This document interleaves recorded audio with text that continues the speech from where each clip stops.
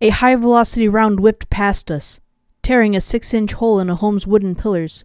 Yelping, I fell back and felt Glimmer trying to yank me behind the low walls surrounding the rotten garden. Shit! Get down! Get down! Where did they come from? Griffins! They're hiding on the rooftops! Oh, goddesses! We had to move. Half crawling, half galloping, we fled along the gardens as best we could. The griffins were moving all over the place, not just after us. I could only assume it was for the rangers behind us.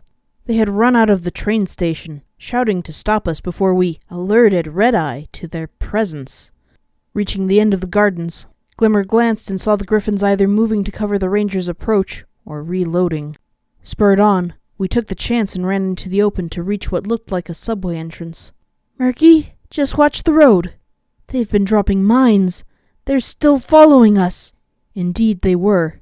Even while reloading, they flapped between chimneys and over rooftop gardens.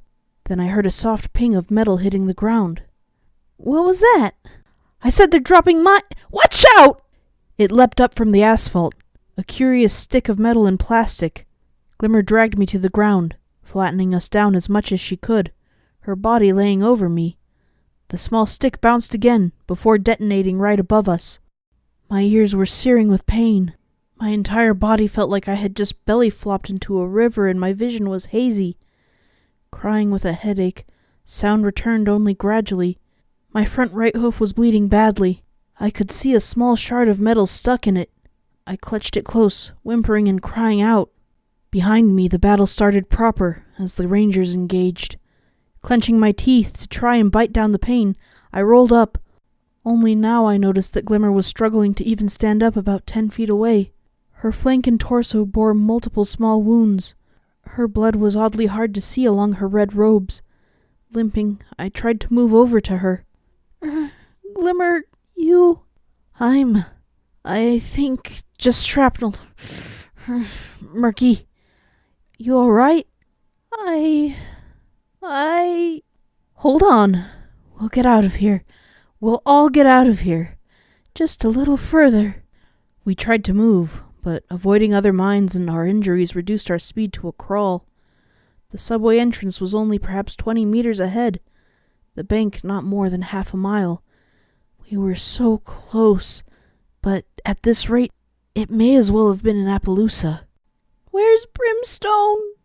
I don't know. He must be up ahead at the bank, or got separated, or something. We need to keep going. Find something to help you, and me. Behind us, the battle moved closer, the priority of the rangers being the only thing keeping us from being sniped off by griffins. Bullets not meant for us still whipped through the air, above our heads while we crawled down the pavement. Missiles streaked in the air after missing griffins, exploding roofs and towers that crashed down to either side. Looking behind us, Glimmer seethed and gritted her teeth. Shuffle after shuffle.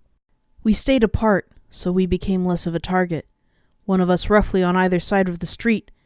Only as we reached an area blocked by fallen skywagons did I realize I was on the wrong side.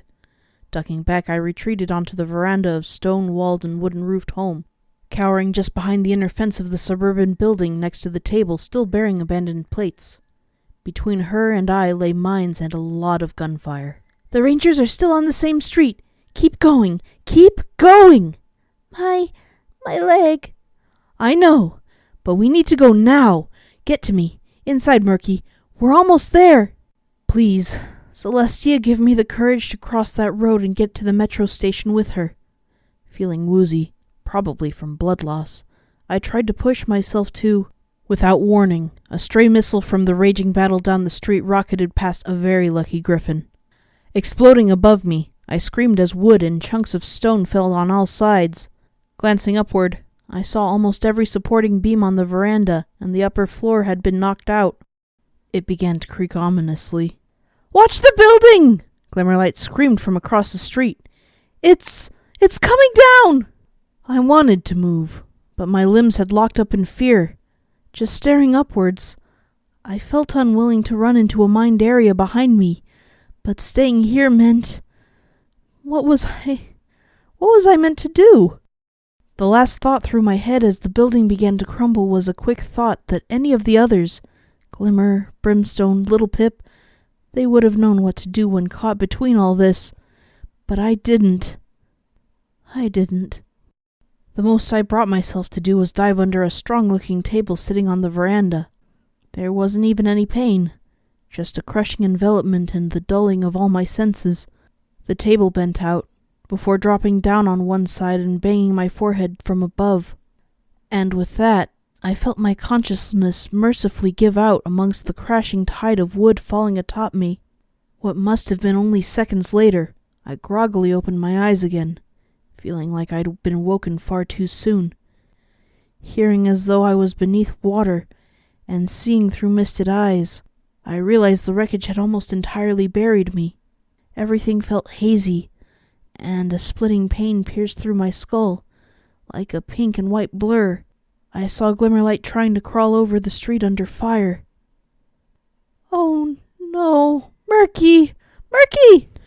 Griffin swept in, huge brown shapes as I began to drift off again.